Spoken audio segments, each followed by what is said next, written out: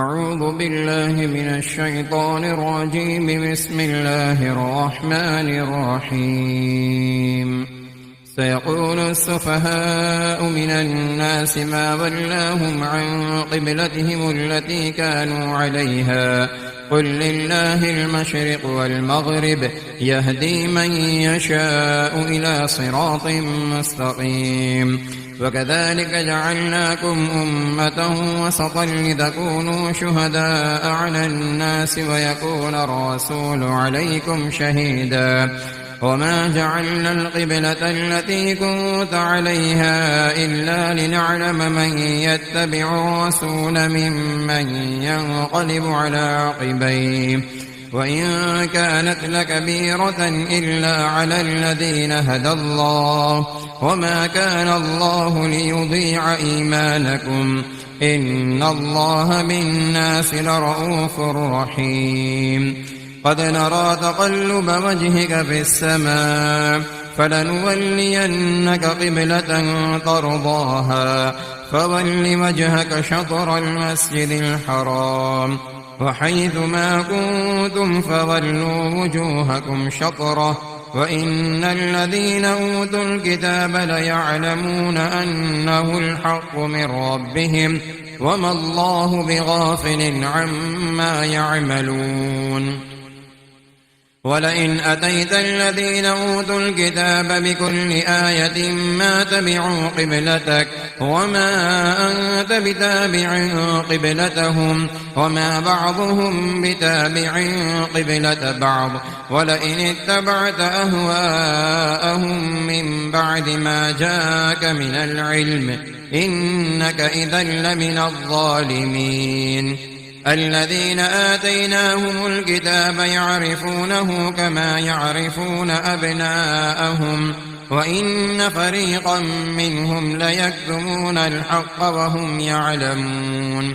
الحق من ربك فلا تكونن من الممترين. ولكل وجهة هو موليها فاستبقوا الخيرات أينما تكونوا يأت بكم الله جميعا إن الله على كل شيء قدير. ومن حيث خرجت فول وجهك شطر المسجد الحرام وإنه للحق من ربك وما الله بغافل عما تعملون. ومن حيث خرجت فول وجهك شطر المسجد الحرام وحيث ما كنتم فولوا وجوهكم شطره لئلا يكون للناس عليكم حجة إلا الذين ظلموا منهم فلا تخشوهم واخشوني ولأتم نعمتي عليكم ولعلكم تهتدون. كما أرسلنا فيكم رسولا منكم يتلو عليكم آياتنا ويزكيكم ويعلمكم الكتاب والحكمة ويعلمكم ما لم تكونوا تعلمون. فاذكروني أذكركم واشكروا لي ولا تكفرون. يا أيها الذين آمنوا استعينوا بالصبر والصلاة إن الله مع الصابرين. ولا تقولوا لمن يقتل في سبيل الله أموات بل أحياء ولكن لا تشعرون. ولنبلونكم بشيء من الخوف والجوع ونقص من الأموال والأنفس والثمرات وبشر الصابرين الذين إذا أصابتهم مصيبة قالوا إنا لله وإنا إليه راجعون. أولئك عليهم صلوات من ربهم ورحمة وأولئك هم المهتدون. إن الصفا والمروة من شعائر الله فمن حج البيت أو اعتمر فلا جناح عليه أن يطوف بهما ومن تطوع خيرا فإن الله شاكر عليم. إن الذين يكتمون ما أنزلنا من البينات والهدى من بعد ما بيناه للناس في الكتاب أولئك يلعنهم الله ويلعنهم اللاعنون إلا الذين تابوا وأصلحوا وبينوا فأولئك أتوب عليهم وأنا التواب الرحيم. إن الذين كفروا وماتوا وهم كفار أولئك عليهم لعنة الله والملائكة والناس أجمعين خالدين فيها لا يخفف عنهم العذاب ولا هم ينظرون وإلهكم إله واحد لا إله إلا هو الرحمن الرحيم. إن في خلق السماوات والأرض واختلاف الليل والنهار والفلك التي تجري في البحر بما ينفع الناس وما أنزل الله من السماء من ماء فأحيا به الأرض بعد موتها وبث فيها من كل دابة وتصريف الرياح والسحاب المسخر بين السماء والأرض لآيات لقوم يعقلون. ومن الناس من يتخذ من دون الله أندادا يحبونهم كحب الله والذين آمنوا أشد حبا لله ولو يرى الذين ظلموا إذ يرون العذاب أن القوة لله جميعا وأن الله شديد العذاب. إذ تبرأ الذين اتبعوا من الذين اتبعوا ورأوا العذاب وتقطعت بهم الأسباب. وقال الذين اتبعوا لو أن لنا كرة فنتبرأ منهم كما تبرأوا منا كذلك يريهم الله أعمالهم حسرات عليهم وما هم بخارجين من النار.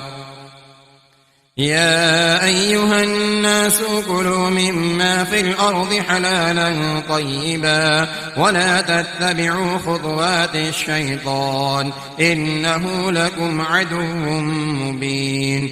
إنما يأمركم بالسوء والفحشاء وأن تقولوا على الله ما لا تعلمون. وإذا قيل لهم اتبعوا ما أنزل الله قالوا بل نتبع ما ألفينا عليه آباءنا أولو كان آباؤهم لا يعقلون شيئا ولا يهتدون. ومثل الذين كفروا كمثل الذي ينعق بما لا يسمع إلا دعاء ونداء صم بكم عمي فهم لا يعقلون. يا أيها الذين آمنوا كلوا من طيبات ما رزقناكم واشكروا لله إن كنتم إياه تعبدون. إنما حرم عليكم الميتة والدم ولحم الخنزير وما أهل به لغير الله فمن اضطر غير باغ ولا عاد فلا إثم عليه إن الله غفور رحيم. إن الذين يكتمون ما أنزل الله من الكتاب ويشترون به ثمنا قليلا أولئك ما يأكلون في بطونهم إلا النار ولا يكلمهم الله يوم القيامة ولا يزكيهم ولهم عذاب أليم. أولئك الذين اشتروا الضلالة بالهدى والعذاب بالمغفرة فما أصبرهم على النار ذلك بأن الله نزل الكتاب بالحق وإن الذين اختلفوا في الكتاب لفي شقاق بعيد ليس البر أن تولوا وجوهكم قبل المشرق والمغرب ولكن البر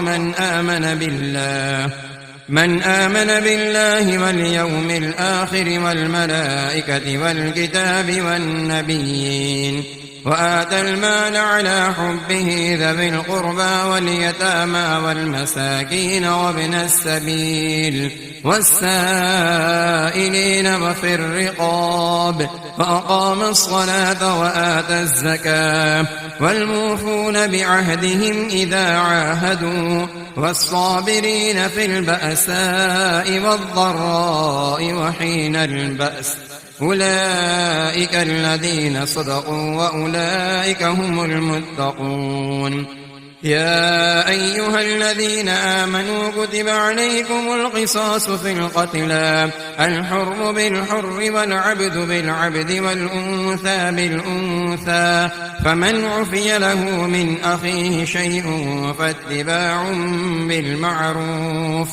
بالمعروف وأداء إليه بإحسان ذلك تخفيف من ربكم ورحمة فمن اعتدى بعد ذلك فله عذاب أليم ولكم في القصاص حياة يا أولي الألباب لعلكم تتقون كتب عليكم إذا حضر أحدكم الموت إن ترك خيرا الوصية للوالدين والأقربين بالمعروف حقا على المتقين فمن بدله بعدما سمعه فإنما إثمه على الذين يبدلونه إن الله سميع عليم فمن خاف من موص جنفا أو إثما فأصلح بينهم فلا إثم عليه إن الله غفور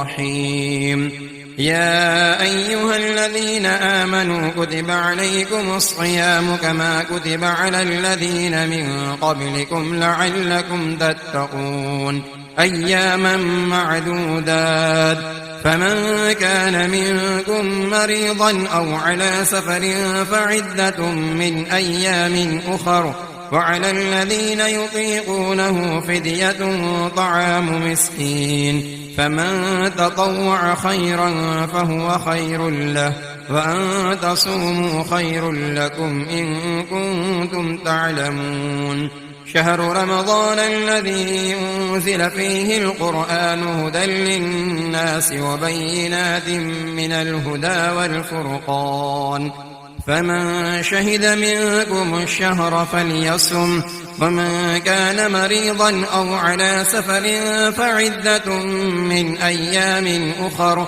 يريد الله بكم اليسر ولا يريد بكم العسر ولتكملوا العدة ولتكبروا الله على ما هداكم ولعلكم تشكرون وإذا سألك عبادي عني فإني قريب أجيب دعوة الداع إذا دعاني فليستجيبوا لي وليؤمنوا بي لعلهم يرشدون أحل لكم ليلة الصيام الرفث إلى نسائكم هن لباس لكم وأنتم لباس لهن علم الله أنكم كنتم تختانون أنفسكم فتاب عليكم وعفى عنكم فالآن باشروهن وابتغوا ما كتب الله لكم وكلوا واشربوا حتى يتبين لكم الخيط الأبيض من الخيط الأسود من الفجر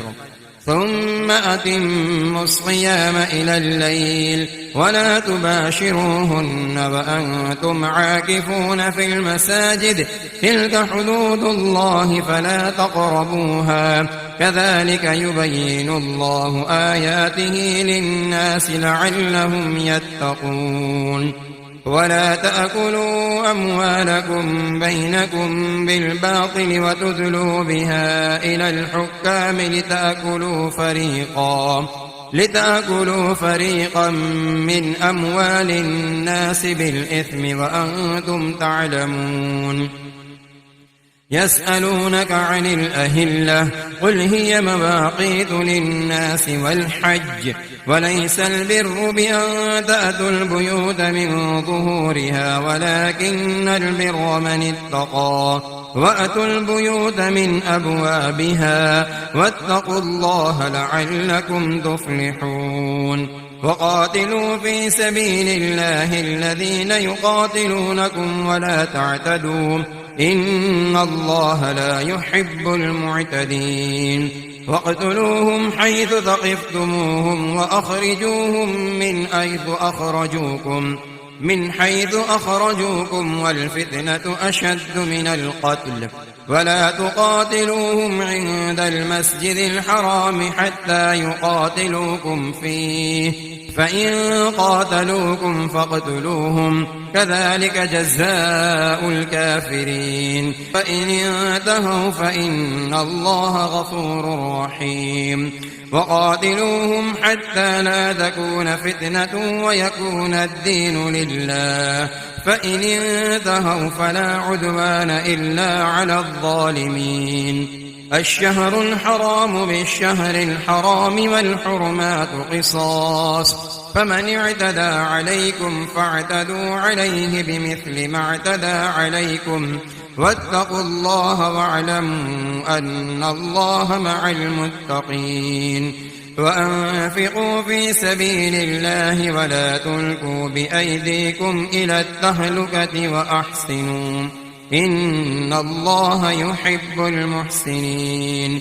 وأتموا الحج والعمرة لله فإن أحصرتم فما استيسر من الهدي ولا تحلقوا رؤوسكم حتى يبلغ الهدي محله فمن كان منكم مريضا أو به أذى من رأسه ففدية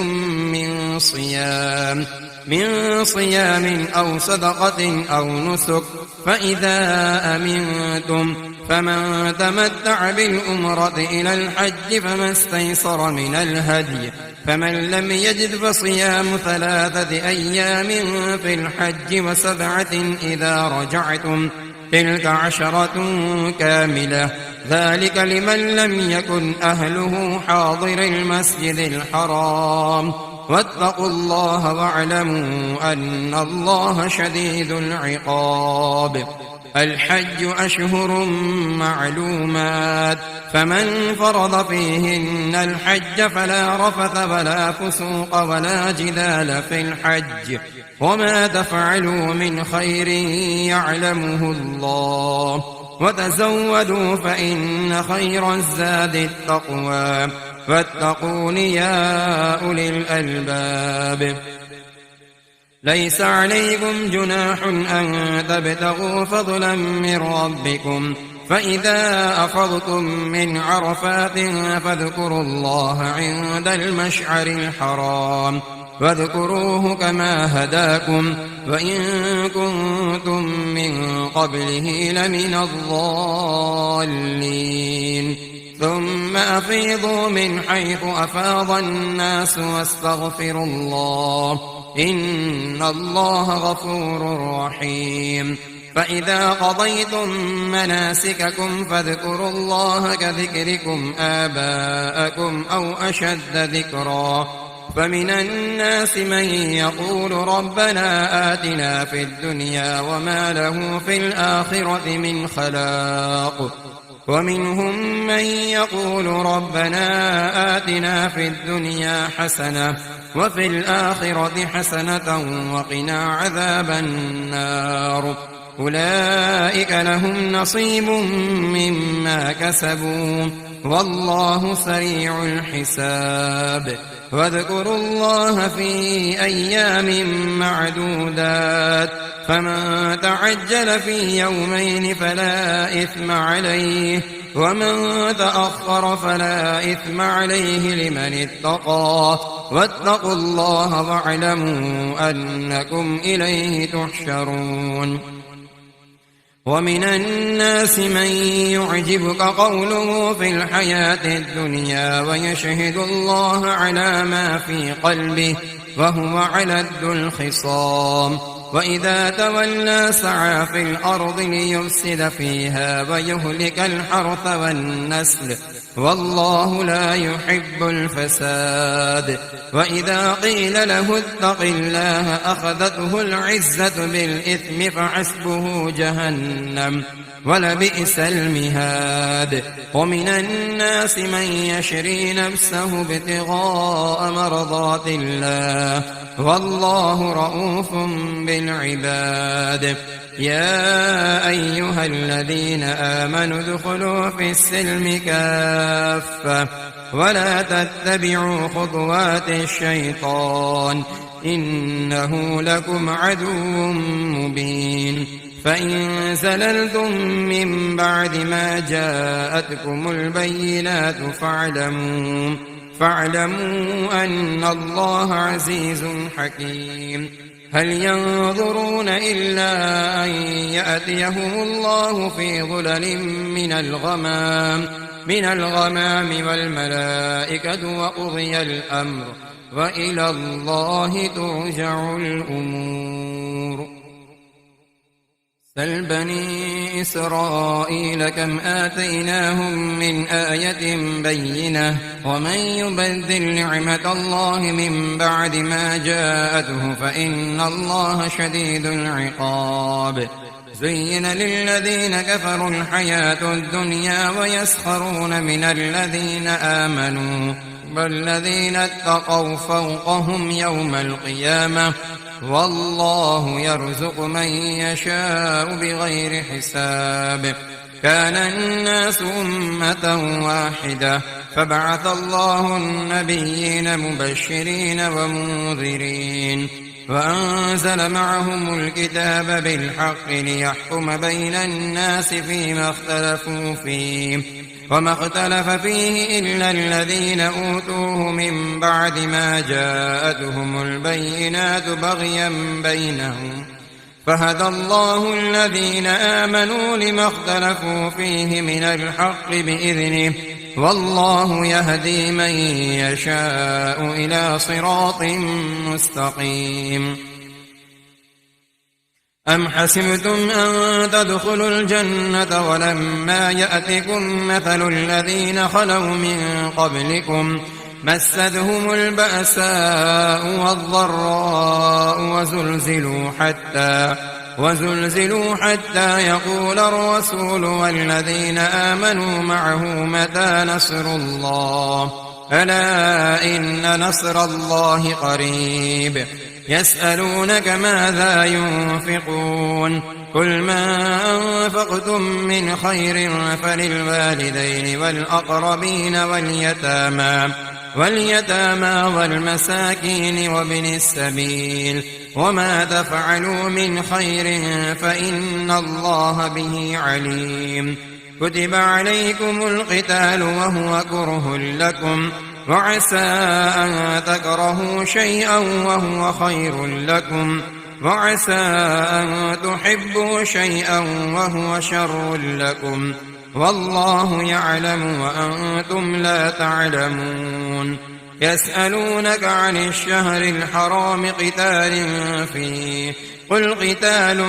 فيه كبير وصد عن سبيل الله وكفر به والمسجد الحرام وإخراج أهله منه أكبر عند الله والفتنة أكبر من القتل ولا يزالون يقاتلونكم حتى يردوكم عن دينكم إن استطاعوا ومن يرتد منكم عن دينه فيمت وهو كافر فأولئك حبطت أعمالهم في الدنيا والآخرة وأولئك أصحاب النار هم فيها خالدون إن الذين آمنوا والذين هاجروا وجاهدوا في سبيل الله أولئك يرجون رحمة الله والله غفور رحيم. يسألونك عن الخمر والميسر قل فيهما إثم كبير ومنافع للناس وإثمهما أكبر من نفعهما ويسألونك ماذا ينفقون قل العفو كذلك يبين الله لكم الآيات لعلكم تتفكرون في الدنيا والآخرة. ويسألونك عن اليتامى قل إصلاح لهم خير وإن تخالطوهم فإخوانكم والله يعلم المفسد من المصلح ولو شاء الله لأعنتكم إن الله عزيز حكيم.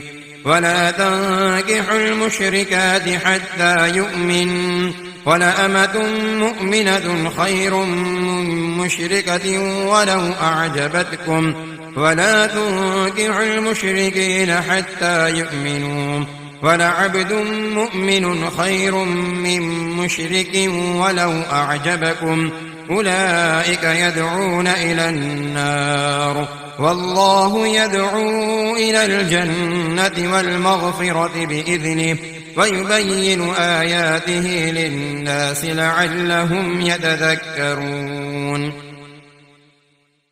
ويسألونك عن المحيض قل هو أذى فاعتزلوا النساء في المحيض ولا تقربوهن حتى يطهرن فإذا تطهرن فأتوهن من حيث أمركم الله إن الله يحب التوابين ويحب المتطهرين. نساؤكم حرث لكم فأتوا حرثكم أنى شئتم وقدموا لأنفسكم واتقوا الله واعلموا أنكم ملاقوه وبشر المؤمنين. ولا تجعلوا الله عرضة لأيمانكم أن تبروا وتتقوا وتصلحوا بين الناس والله سميع عليم. لا يؤاخذكم الله باللغو في أيمانكم ولكن يؤاخذكم بما كسبت قلوبكم والله غفور حليم. للذين يؤلون من نسائهم تربص 4 أشهر فإن فاءوا فإن الله غفور رحيم. وإن عزموا الطلاق فإن الله سميع عليم. والمطلقات يتربصن بأنفسهن 3 قروء ولا يحل لهن أن يكتمن ما خلق الله في أرحامهن إن كن يؤمن بالله واليوم الآخر وبعولتهن أحق بردهن في ذلك إن أرادوا إصلاحا ولهن مثل الذي عليهن بالمعروف وللرجال عليهن درجة والله عزيز حكيم. الطلاق 2 فإمساك بمعروف أو تسريح بإحسان ولا يحل لكم أن تأخذوا مما آتيتموهن شيئا إلا أن يخافا ألا يقيما حدود الله فإن خفتم ألا يقيما حدود الله فلا جناح عليهما فيما افتدت به تلك حدود الله فلا تعتدوها ومن يتعد حدود الله فأولئك هم الظالمون.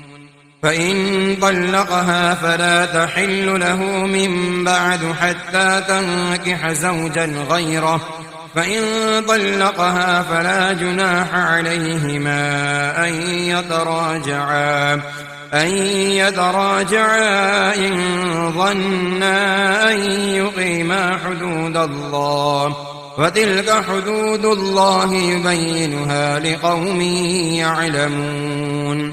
وإذا طلقتم النساء فبلغن أجلهن فأمسكوهن بمعروف أو سرحوهن بمعروف ولا تمسكوهن ضرارا لتعتدوا ومن يفعل ذلك فقد ظلم نفسه ولا تتخذوا آيات الله هزوا واذكروا نعمة الله عليكم وما أنزل عليكم من الكتاب والحكمة يعظكم به واتقوا الله واعلموا أن الله بكل شيء عليم. وإذ طلقتم النساء فبلغن أجلهن فلا تعضلوهن أن ينكحن أزواجهن إذا تراضوا بينهم بالمعروف ذلك يوعظ به من كان منكم يؤمن بالله واليوم الآخر ذلكم أزكى لكم وأطهر والله يعلم وأنتم لا تعلمون. والوالدات يرضعن أولادهن حولين كاملين لمن أراد أن يتم الرضاعة وعلى المولود له رزقهن وكسوتهن بالمعروف لا تكلف نفس إلا وسعها لا تضار والدة بولدها ولا مولود له بولده وعلى الوارث مثل ذلك فإن أرادا فصالا عن تراض منهما وتشاور فلا جناح عليهما. وإن أردتم أن تسترضعوا أولادكم فلا جناح عليكم إذا سلمتم ما آتيتم بالمعروف واتقوا الله واعلموا أن الله بما تعملون بصير. والذين يتوفون منكم ويذرون أزواجا يتربصن بأنفسهن 4 أشهر وعشرا فإذا بلغن أجلهن فلا جناح عليكم فيما فعلن في أنفسهن بالمعروف والله بما تعملون خبير. ولا جناح عليكم فيما عرضتم به من خطبة النساء أو أكننتم في أنفسكم علم الله أنكم ستذكرونهن ولكن لا تواعدوهن سرا إلا أن تقولوا قولا معروفا ولا تعزموا عقدة النكاح حتى يبلغ الكتاب أجله واعلموا أن الله يعلم ما في أنفسكم فاحذروا واعلموا أن الله غفور حليم. لا جناح عليكم إن طلقتم النساء ما لم تمسوهن أو تفرضوا لهن فريضة ومتعوهن على الموسع قدره وعلى المقتر قدره متاعا بالمعروف حقا على المحسنين. وإن طلقتموهن من قبل أن تمسوهن وقد فرضتم لهن فريضة فنصف ما فرضتم إلا أن يعفون أو يعفو الذي بيده عقدة النكاح وأن تعفوا أقرب للتقوى ولا تنسوا الفضل بينكم إن الله بما تعملون بصير. حافظوا على الصلوات والصلاة الوسطى وقوموا لله قانتين. فإن خفتم فرجالا أو ركبانا فإذا أمنتم فاذكروا الله كما علمكم ما لم تكونوا تعلمون. والذين يتوفون منكم ويذرون أزواجا وصية لأزواجهم متاعا إلى الحول غير إخراج، فإن خرجن فلا جناح عليكم فيما فعلن في أنفسهن من معروف، والله عزيز حكيم. وللمطلقات متاع بالمعروف حقا على المتقين، كذلك يبين الله لكم آياته لعلكم تعقلون. ألم تر إلى الذين خرجوا من ديارهم وهم ألوف حذر الموت فقال لهم الله موتوا ثم أحياهم، إن الله لذو فضل على الناس ولكن أكثر الناس لا يشكرون. وقاتلوا في سبيل الله واعلموا أن الله سميع عليم. من ذا الذي يقرض الله قرضا حسنا فيضاعفه له أضعافا كثيرة والله يقبض ويبسط وإليه ترجعون. ألم تر إلى الملأ من بني إسرائيل من بعد موسى إذ قالوا لنبي له مبعث لنا ملكا نقاتل في سبيل الله قال هل عسيتم إن كتب عليكم القتال ألا تقاتلوا قالوا وما لنا ألا نقاتل في سبيل الله وقد أخرجنا من ديارنا وأبنائنا فلما كتب عليهم القتال تولوا إلا قليلا منهم والله عليم بالظالمين. وقال لهم نبيهم إن الله قد بعث لكم طالوت ملكا قالوا أنى يكون له الملك علينا ونحن أحق بالملك منه ولم يؤت سعة من المال قال إن الله اصطفاه عليكم وزاده بسطة في العلم والجسم والله يؤتي ملكه من يشاء والله واسع عليم. وقال لهم نبيهم إن آية ملكه أن يأتيكم التابوت فيه سكينة من ربكم وبقية مما ترك آل موسى وآل هارون تحمله الملائكة إن في ذلك لآية لكم إن كنتم مؤمنين. فلما فصل طالوت بالجنود قال إن الله مبتليكم بنهر فمن شرب منه فليس مني ومن لم يطعمه فإنه مني إلا من اغترف غرفة بيده فشربوا منه إلا قليلا منهم فلما جاوزه هو والذين آمنوا معه قالوا لا طاقة لنا اليوم بجالوت وجنوده قال الذين يظنون أنهم ملاقو الله كم من فئة قليلة غلبت فئة كثيرة بإذن الله والله مع الصابرين.